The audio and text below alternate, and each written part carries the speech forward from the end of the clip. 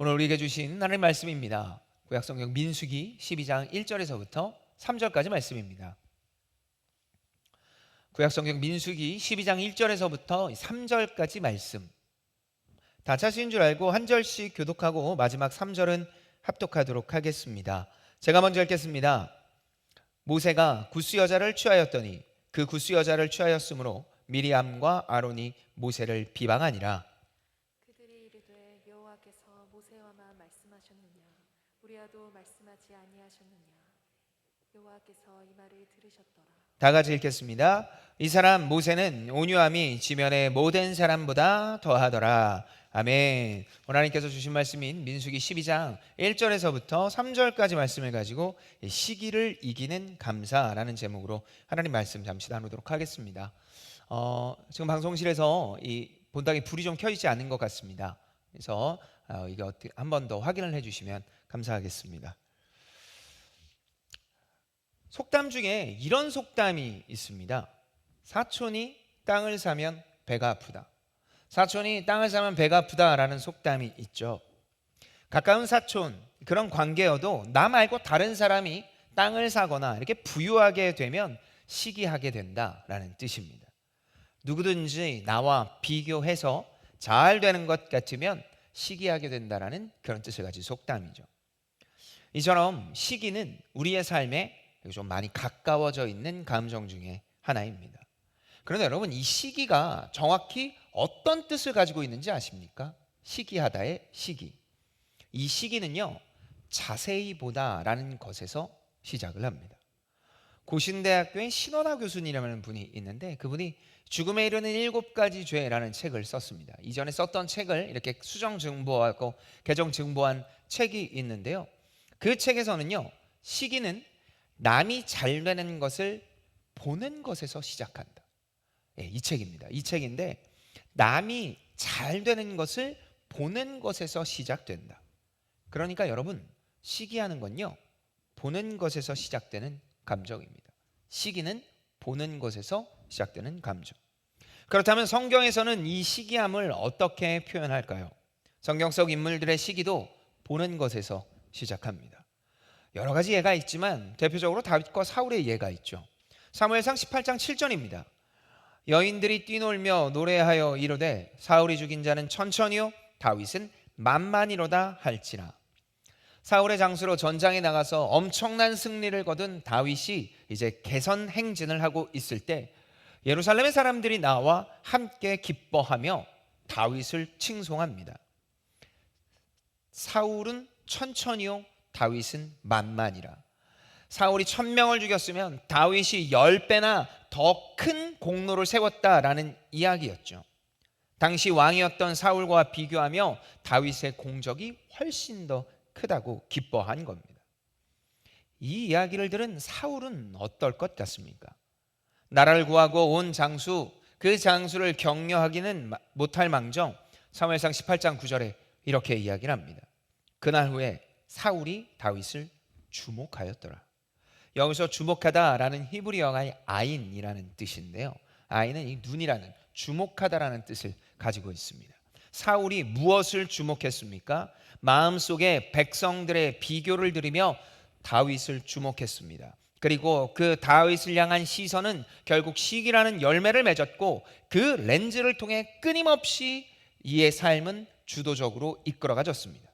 백성들이 어떻게 나와 다윗을 비교할 수 있는가? 내 공적이 더 큰 것 아닌가? 이 다윗이 계속해서 이렇게 크나 보면 만약에 나를 괴롭히면 어떡하지? 내 왕좌를 뺏으면 어떡하지? 라고 끊임없이 if를 붙이면서 생각하고 또 생각했습니다.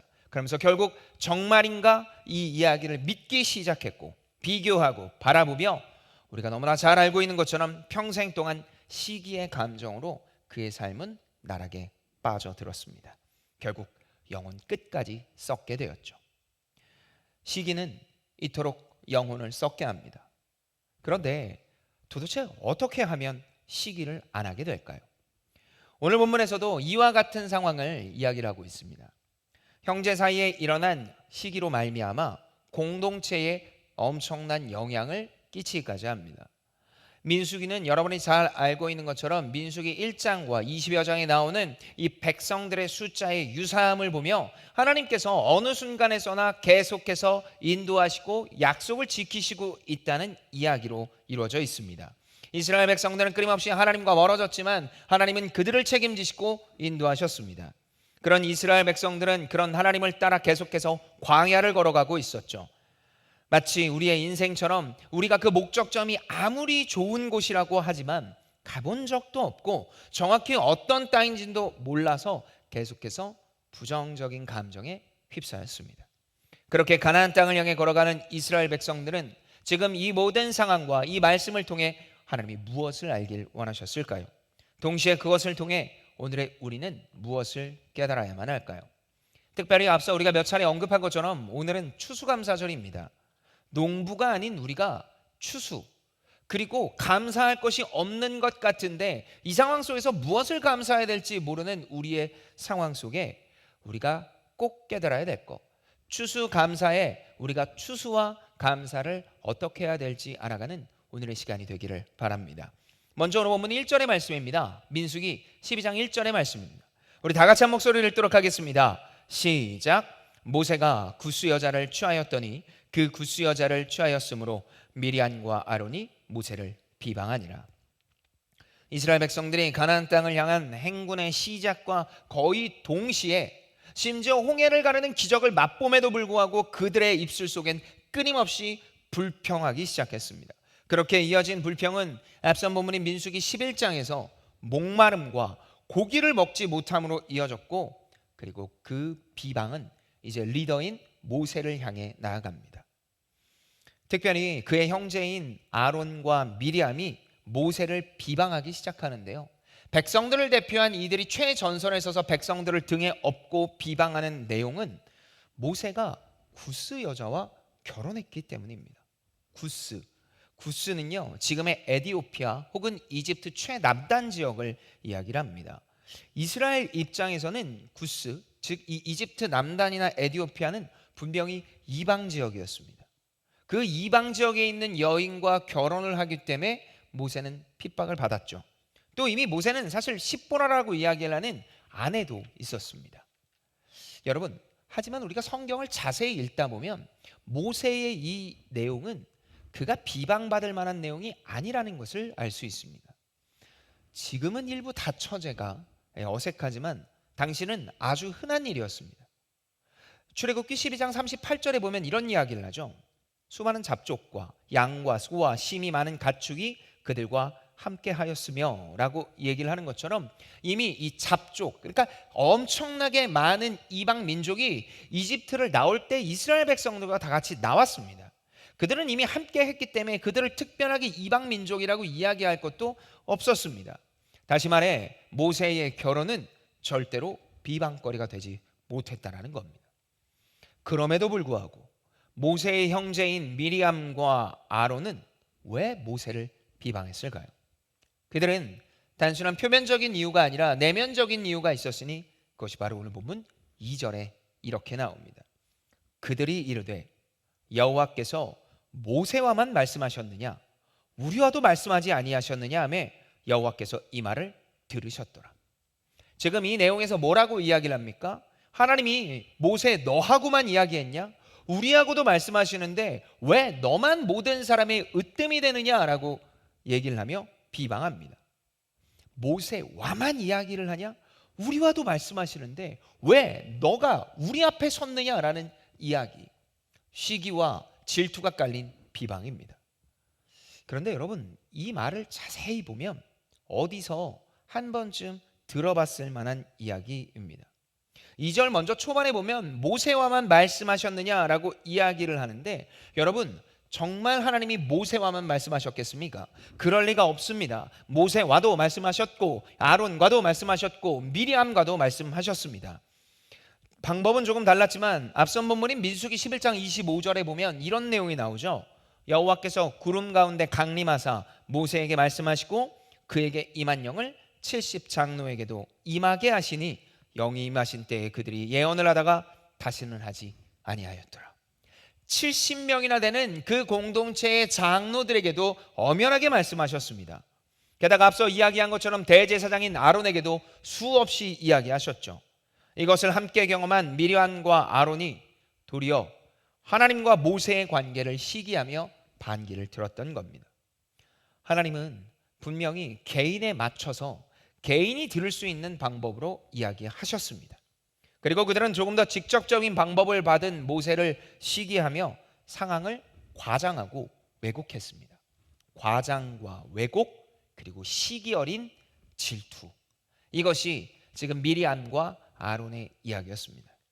그런데 여기서 기억할 부분은 앞서 이야기한 것처럼 미리암과 아론 말의 뉘앙스입니다. 특별히 모세하고만 말씀하셨느냐. 그들의 말을 들어보면 어디선가 한 번쯤 들어본 말입니다. 바로 창세기 3장 1절의 말씀이죠. 그런데 뱀은 여호와 하나님이 지으신 들짐승 중에 가장 간교하니라. 뱀이 여자에게 물어 이르되 하나님이 참으로 너희에게 동산 모든 나무의 열매를 먹지 말라 하시더냐. 하나님의 이야기를 적극적으로 왜곡했고 적극적으로 왜곡한 나머지 자신의 뜻에 맞춰 이야기했습니다. 하나님께서는 이미 인간을, 특히 아담과 하와에게 창세기 2장 16절부터 17절까지 말씀에 이렇게 말씀하십니다. 여호와의 말씀이 그에게 명하여 이르시되 동산 각종 나무의 열매는 내가 임의로 먹되 선악을 알게 하는 나무의 열매는 먹지 말라. 내가 먹는 날에는 반드시 죽으리라 하시니라. 하나님의 형상을 닮아 창조된 인간이 다른 모든 것을 먹어도 된다. 그런데 생명나무와 선악을 알게 하는 그것만 먹지 말라고 하셨습니다. 그러나 사단은 그렇게 하지 않았죠. 정말 모든 것을 먹지 말라고 하셨냐? 아니라 그러면 혹시 그가 그것을 먹어 너가 하나님과 똑같이 될까 봐 두려워하는 것 아니냐라고 이야기를 하는 인간 본성을 파고든 겁니다. 과장하고 왜곡시키고 하나님과 멀어지게 만들었죠. 이렇듯 시기는 상황을 왜곡하고 진리의 하나님과 멀어지게 됩니다.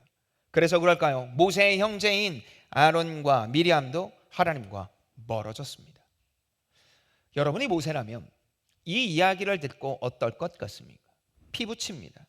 너무나 귀한 피부치가 뒤에 백성들을 등에 업고 리더인 나를 향해 너하고만 이야기를 하냐? 나하고도 이야기를 한다. 그러니 어떻게 너가 리더의 자리에 있을 수 있냐? 이야기를 하면서 오해를 풀어주지는 못할 망정 더 오해하며 시기하고 질투하는 모습.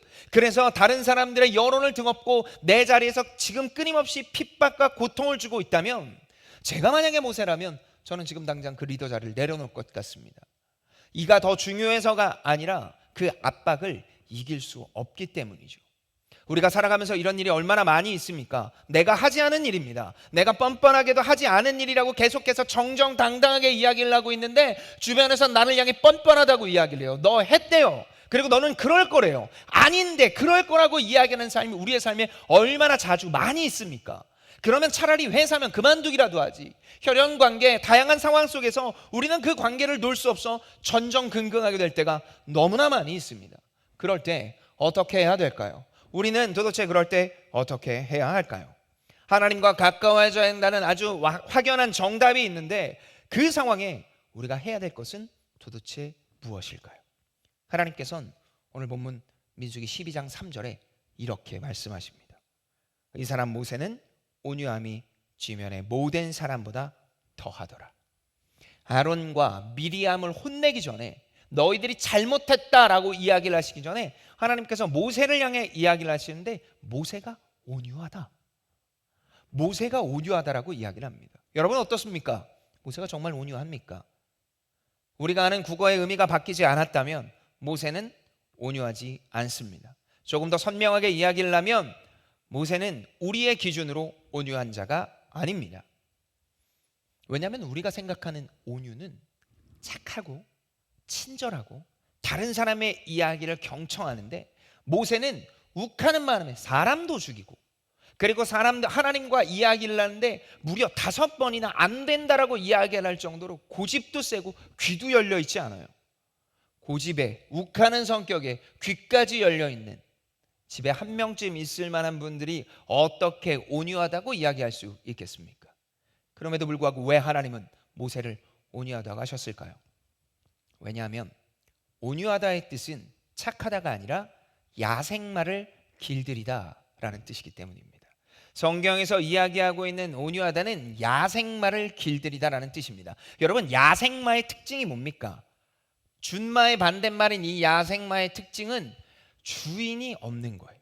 주인이 없고 자기 마음대로 돌아다니는 겁니다. 그래서 주인이 이쪽으로 가야 돼, 마땅히 이쪽으로 가야 될 길인데 그쪽으로 가기 싫으면 안 가는 거예요. 내 감정대로, 내가 원하는 대로 살아가는 게 야생마의 특징입니다. 그러나 반대인 주인이 있는 준마는 무엇입니까? 주인이 있어요. 주인이 다루는 방법에 순종하는 거죠. 지금 이 본문을 비롯해서 모세는요, 비록 화도 나고 답답함도 있고 지금 분명히 어렵고 힘들지만 그는 주인 되는 바로 그 하나님께 순종하며 살았습니다. 하나님께서 리더로 세우고자 할 때 5번은 비록 아니라고 했지만 6번째 하나님의 말씀에 순종했고 그의 발걸음 하나하나가 그의 뜻과는 조금 다른 것 같지만, 그래서 이해가 되지 않지만, 그간 핍박의 길에 걸어가고 있지만 그는 하나님 앞에 순종하며 걸어갔습니다. 비록 화냄과 여러 가지 어려움과 고통 속에 있지만 그는 하나님의 말씀에 순종했고, 반대로 아론과 미리암은 모세와 달리 야생마처럼 자신의 목표와 자신의 삶을 위해 살아왔습니다. 그리고 그들을 향해 이어지는 본문 4절 이하에서 준마가 되어야 된다고, 야생마인 너희들은 주인이 있는 준마가 되어야 된다라고 말씀하십니다. 오늘은 추수감사주일입니다. 이런 감사주일의 주제가 시기, 질투, 핍박, 비난이라고 한다면 여러분은 조금 어색할 수 있습니다. 물론 저도 마찬가지죠. 조금은 어색합니다. 하지만 우리의 삶을 현미경으로 볼 필요도 없이 돋보기로 살짝만 보아도 우리의 삶은 감사보다 시기, 질투, 비방이 훨씬 더 가깝다는 것을 알 수 있습니다. 우리의 삶의 일상이 이런 일이 다반사라는 거죠. 본문의 아론과 미리암처럼 시기함으로 말미암아 이 질투와 그리고 행동이 더 자주 나옵니다.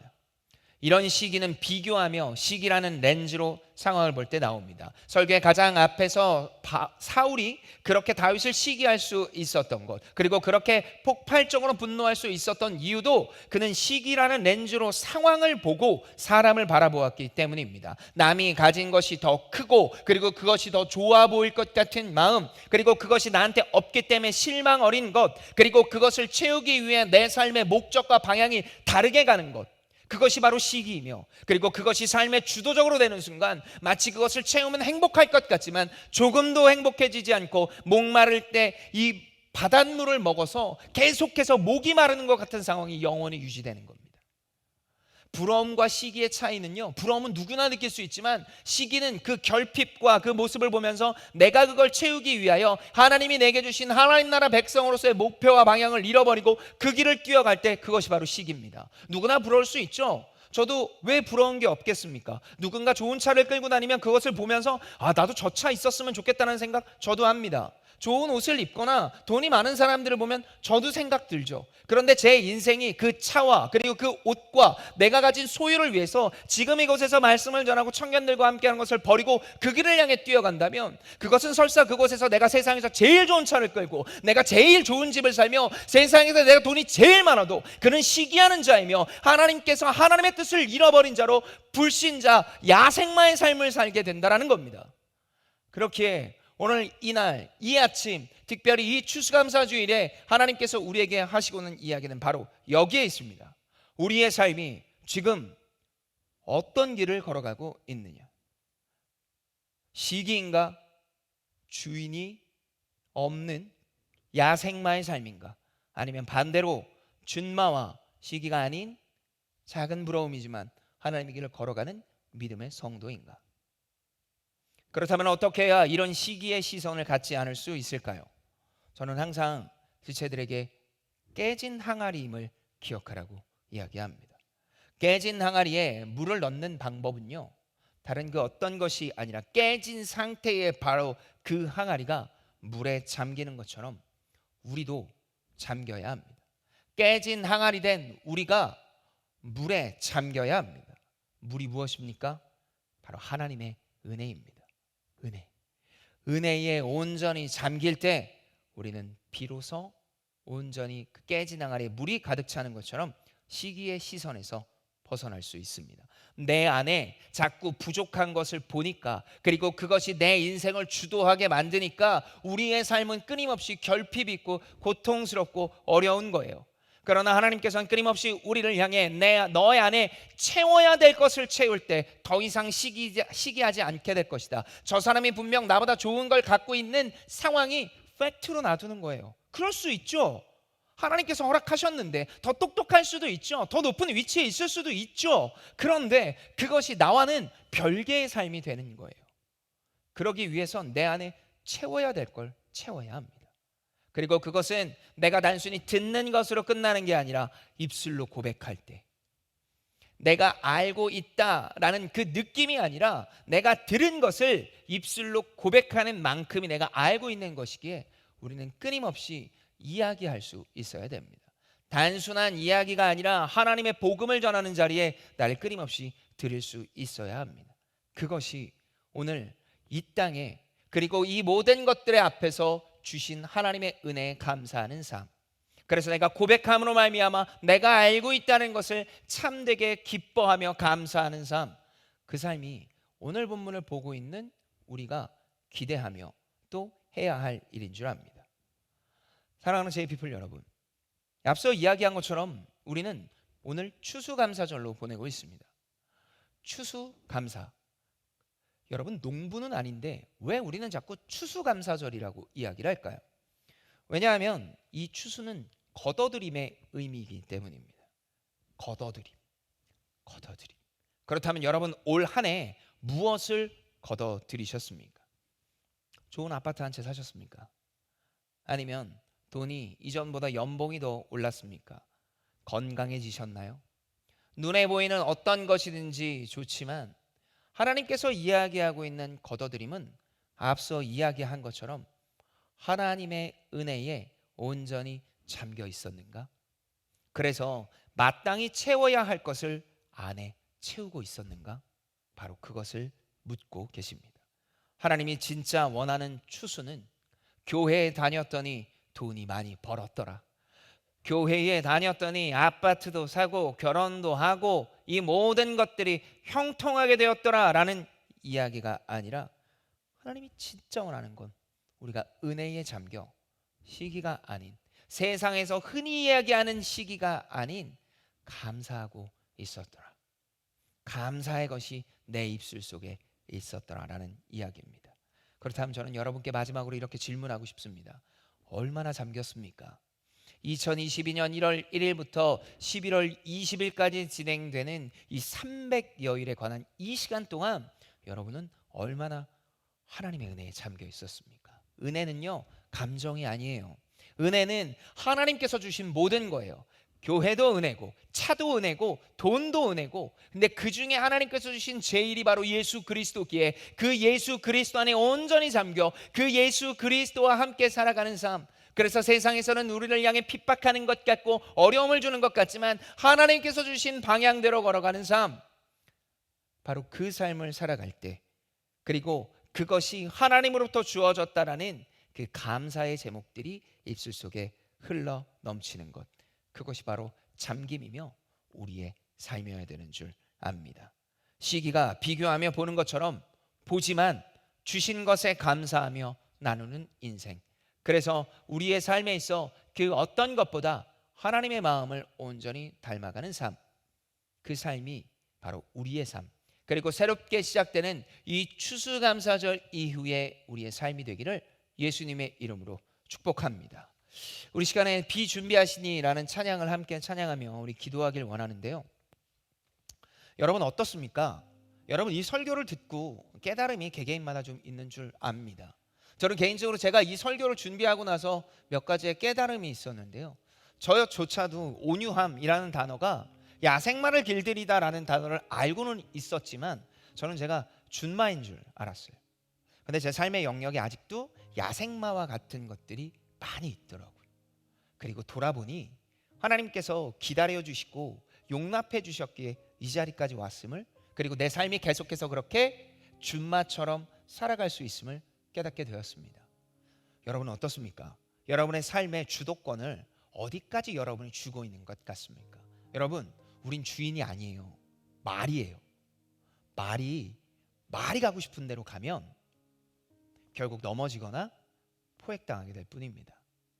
이것을 조금 성경적으로 이야기를 하면 결국 죄의 그리고 사단의 올매이게 될 뿐이죠. 하나님 앞에 드리세요. 특별히 우리의 감정들, 우리가 컨트롤할 수 없는 바로 그 부분까지 간절히 기도하며 하나님 도와주세요. 이런 감정 속에 내가 스스로 이길 수 없으니 예수여 나를 채워주소서. 은혜로 채워주소서. 준비하신 그 감사의 모든 것들이 내 삶에 채워달라고 기도해야 할 줄 압니다. 그 기도를 아버지가 안 들으시겠습니까? 아버지께서 들으시고 응답하실 겁니다. 또 두 번째가 우리의 감사의 기도 제목이 너무 세속화되지는 않는지. 여러분 1팀 같은 경우엔 누가 이 대학에 갔대. 요즘 수능 끝났는데 재수했더니 걔 이전에는 어디 대학 갈 수준이었는데 재수했더니 이렇게 됐대. 그 끝에 나도 해볼 걸. 야, 이 팀 같은 경우는 야 누구도 이 회사 들어갔대. 연봉이 올랐대. 맞아, 좋지. 뒤로 돌아서 나도 그때 이직할 걸 그랬나? 이런 생각 우리 안에 없애라는 게 아니에요. 못 없애요. 그건 우리의 생각이 뇌기 때문에 우린 그럴 수 없어요. 그런데 그렇기 때문에 우리가 어떻게 살아갈 거냐, 그럼에도 불구하고 어떻게 살아갈 거냐라고 하나님께서 묻고 계십니다. 하나님의 나라의 백성으로, 그리고 이 교회의 귀한 성도로 한 걸음씩 걸어갈 때 세상에서는 우리를 향해 이게 진짜라고 이야기를 하지만 시기하고 질투해서 어떻게 해서든지 밑바닥에서 끝까지 끌어올려서 그걸 가지고 네가 원하는 바로 그것을 얻으라고 이야기를 하지만 하나님은 오늘 우리에게 이야기를 하실 때 아니야 그거 절대 아니야 라고 이야기를 하십니다. 시작부터 좋아야 돼요. 과정도 좋아야 돼요. 근데 세상에서는 이런 얘기 안 하잖아요. 결과만 좋으면 된다고.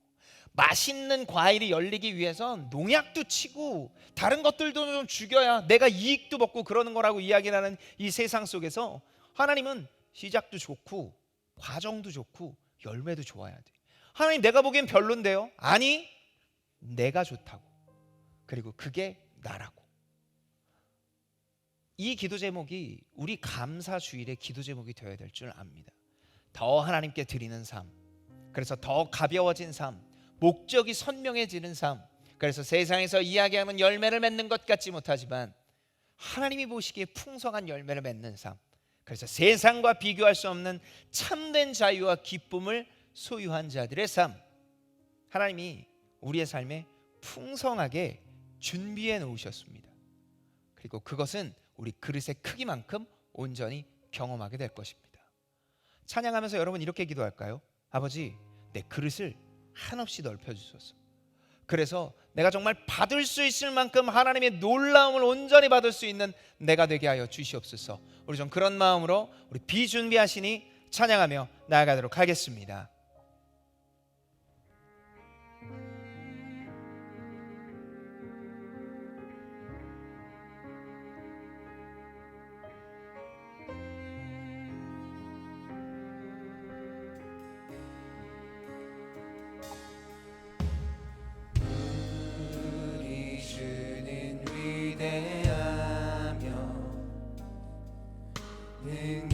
능력이 많으시도다. 유지에 무궁하며 인자는 영원하도다. 상한 자들 고치시며 상처를 싸매시도다. 별들의 수를 세시며 이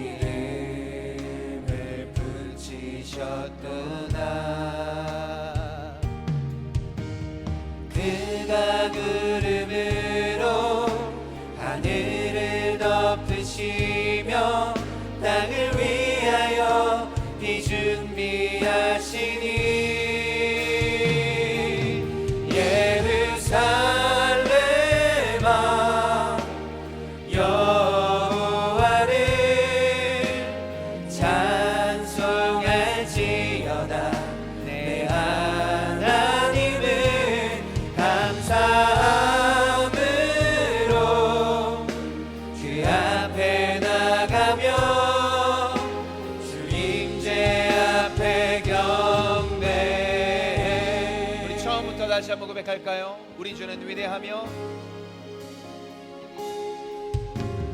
우리 주는 위대하며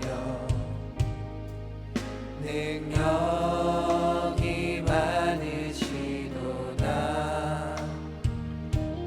그의 지혜 무궁하며 인자는 영원하도다. 상한 자들 고치시며 상처를 싸매시도다. 별들의 수를 세시며 이름을 붙이셨도다.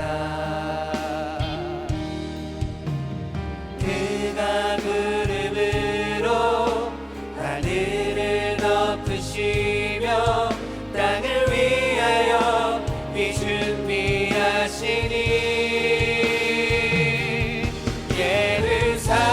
예루살렘아 여호와를 찬송할지어다. 내 하나님을 감사함으로 그 앞에 나가며 주임제 앞에 그가 구름으로 하늘을 덮으시며 그가 구름으로 하늘을 덮으시며 땅을 위하여 비 준비하시니 그가 구름으로 하늘을 덮으시며 그가 구름으로 하늘을 덮으시며 땅을 위하여 비 준비하시니 그가 구름으로 그가 구름으로 하늘을 덮으시며 땅을 위하여 비 준비하시니 우리 마지막으로 고백합니다. 그가 구름으로 그가 구름으로 하늘을 덮으시며 땅을 위하여 비 준비하시니 예루살렘아 예루살렘아 여호와를 찬송할지어다. 내 하나님을 감사함으로 그 앞에 나가며 주임제 앞에 예루살렘아 여호와를 경배할지어다.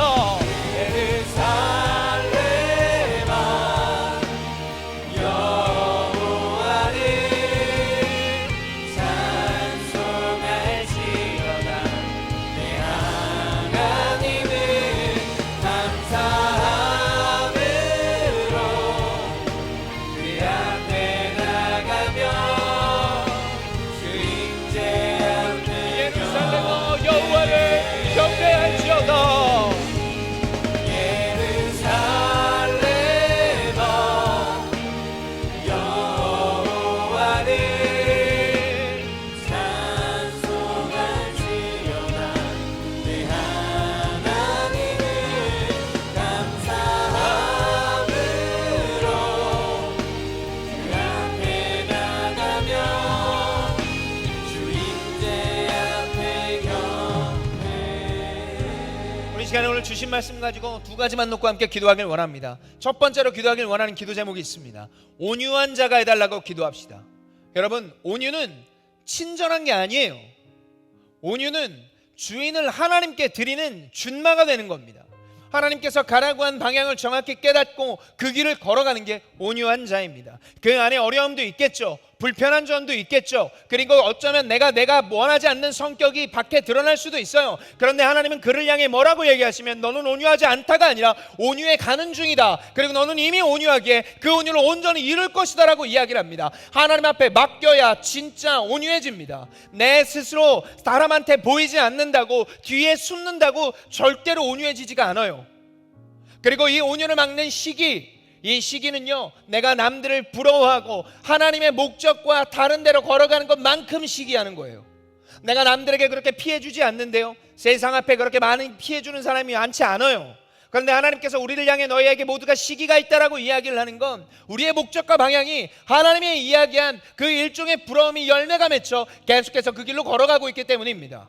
여러분, 우리의 삶이 어떻습니까? 정말 하나님 앞에 맡겨진 준마의 삶을 살아가고 있습니까? 아니면 아직도 말인데 상황과 방향과 목적을 내 뜻대로 결정하며 나에게는 야생마의 삶을 살고 있습니까? 하나님, 내가 오늘 이 시간부터 온유한 자가 되겠나이다. 내가 이 시간부터 하나님 앞에 온전히 붙들림 받아 하나님의 길을 걸어갈 수 있는 내가 될 수 있게 하여 주시옵소서. 우리 시간 다같이 주님이 한번 부르며 이 기도를 기도하며 나가도록 하겠습니다. 기도합니다.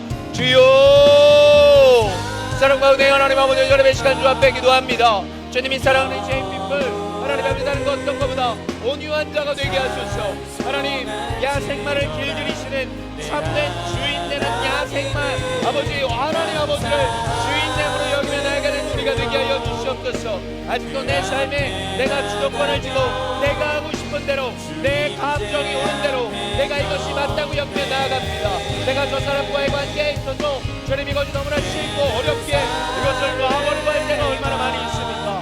하나님 아버지, 주 앞에 간절히 기도합니다.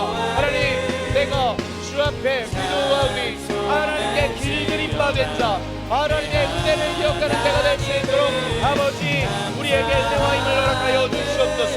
하나님, 이 온유함을 막는 시기, 내가 남과 비교해서 그것이 내 삶에 있었으면 좋겠다고 얘기하는 부러움을 넘어 그 부러움이 열매가 맺혀져 그 길로 걸어가는 것, 하나님은 지금 내가 이것이 충분하다고 이야기를 하고 있는데 어쩌면 하나님께서 그것을 가지고 계속해서 흘리라고 이야기를 하고 있는데 부족해서 이런 거야, 더 많이 가져야 되라고 이야기를 하며 세상과 똑같은 길선으로 살아가고 있는 우리를 불쌍히 여기시고 아버지, 우리가 참된 온유함의 길에 걸어가게 하게 하소서. 내가 가진 부분, 내가 가진 돈, 내가 가진 시간, 주님 내게 주어진 이 모든 것들이 끊임없이 나를 이야기하며 더를 이야기하고 있는 바로 이 땅에 하나님은 노모를 이야기를 하시며 더 이상 필요 없다고 이야기하십니다. 너에게 주어진 것에 만족하며 바로 그 길을 걸어가고 그것을 통하여 이 땅에 하나님의 공의와 사랑을 흘러가길 기대하는 이 하나님의 놀라운 종이, 하나님의 이 놀라운 미래가 우리 머리를 통해 흘러가게 하여 주시옵소서. 하나님, 주 앞에 간절히 기도합니다. 하나님, 우리가 그렇게 살게 하소서. 세상과 다른 참된 온유를 누려가며 나아가는 우리가 되게 하여 주시옵소서. 아버지, 무엇이 이것을 가로막고 있습니까? 그런 세상의 시절입니까? 내가 나를 바라봅니까? 하나님 아버지, 주 앞에 간절히 기도드리며 나아갈 때 그래 우리가 이런 모든 시기의 시선에서 세상의 시선에서 자유롭게 되는 참된 복음 앞에 깨진 나가리가 온전히 주의 은혜 아래 거하게 되는 우리들이 될 수 있도록 주여 인도하여 주시옵소서. 하나님, 간절히 주 앞에 기도합니다. 하나님 아버지께 들으시고 인도하여 주시옵소서.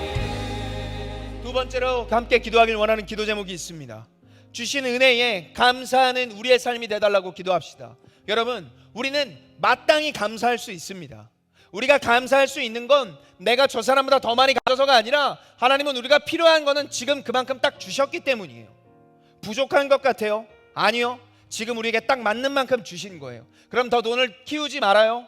아니면 더 이거 하지 말까요? 그런 이야기가 아닙니다. 지금 우리의 삶의 목적이 축적에, 특별히 싸움에, 세상의 시선에 있다면 아무리 그것을 많이 쌓는다고 해도 절대 우리의 입술 속에 감사 그럴 수 없다는 거예요. 그러나 하나님은 오늘 본문을 비롯해 끊임없이 성경에서 이야기하고선 감사하라, 은혜에 감사하라, 너에게 주신 구원에 감사하며 한 호흡에 감사하며 하루하루 지낼 수 있는 이 모든 상황에 감사하고, 그리고 그것이 단순히 아무 일도 없이 무탈하게 지나갔기 때문이 아니라 그 길의 모든 방향이 바로 하나님의 나라에 있고 그 길을 걸어가는 너희들의 삶을 내가 지키고 내가 너희와 함께 하실 것이라고 약속을 했기 때문입니다. 약속을 아는 자, 믿은 자가 감사할 수 있습니다. 그리고 그것이 떨어질수록 우리의 감사는 줄어들고 세상 것으로 채워질 뿐입니다. 우리의 감사가 어떻습니까? 정말 하나님 때문에 하나님으로 말미암아 감사하고 있습니까? 남과 비교해서 주님 내가 이것을 더 갖지 못했는데 그래도 내가 이것을 더 가졌으니 감사합니다라는 세상에 5살짜리만도 못한 그 감사가 우리의 제목이라면 어쩌면 우리는 감사의 제목을 이 시간부터 바꿔야 할 줄 모릅니다. 비교가 아니에요. 시기가 아니에요. 내게 주신 것을 가지고 하나님의 나라의 길을 걸어갈 수 있음에 감사하며 구원과 복음으로 말미암아 참된 은혜를 누리게 하심에 감사하는 우리가 되게 하여 주시옵소서. 오늘 이 시간부터 주님 감사의 제목이 변화하게 하여 주시고 내 영혼이 변화하게 해주시고 그래서 하나님의 마음을 기쁘게 하는 우리가 될 수 있도록 주님께서 함께하여 달라고 우리 다같이 이 두 번째 기도 제목을 기도하며 나가도록 하겠습니다. 주님 한번 부르며 기도합니다. 주여 하나님 이 시간 주 앞에 기도합니다. 아버지 우리의 인생 속에 불평으로 불만으로 하나님이 없어도 된다고 하나님이 침묵하고 계시니까 내 삶이 맞는 것처럼 여길 때가 있습니다.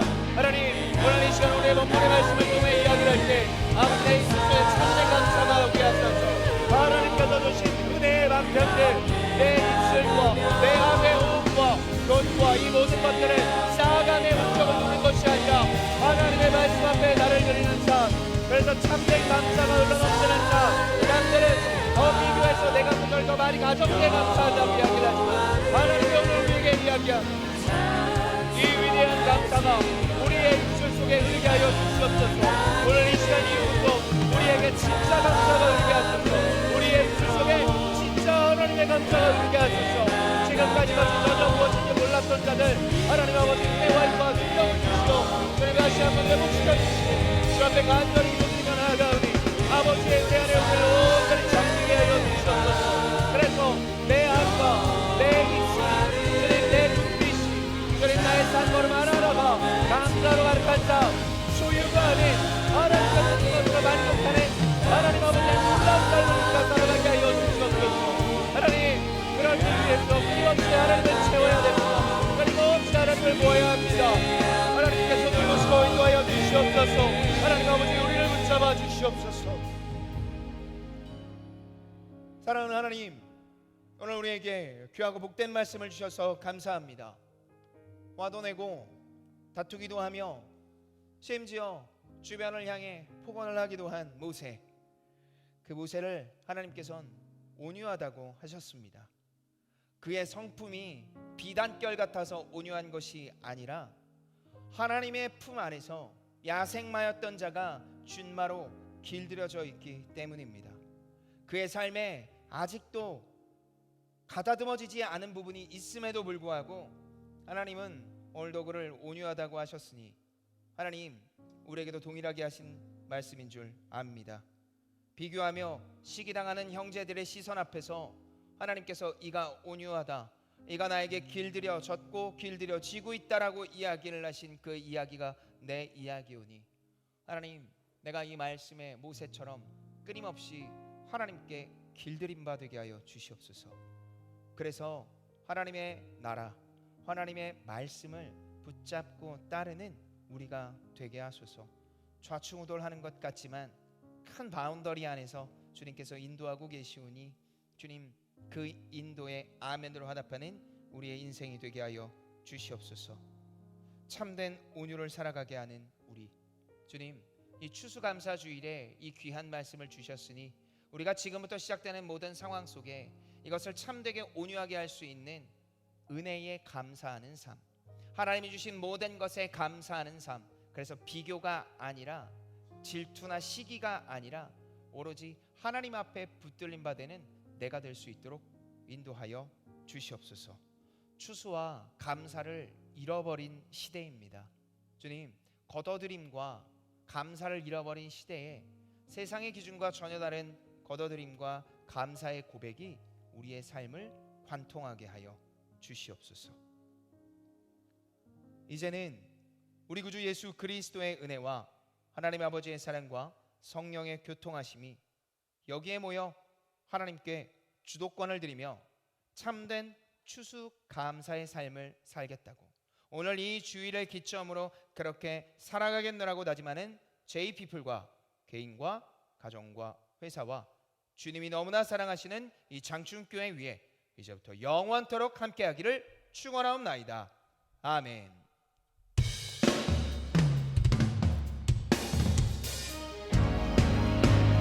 하나님 말씀에 두려워 떠는 자, 그 말씀에 생명을 거둔 자, 한 사람 찾으시는 주님의 약속을 믿어.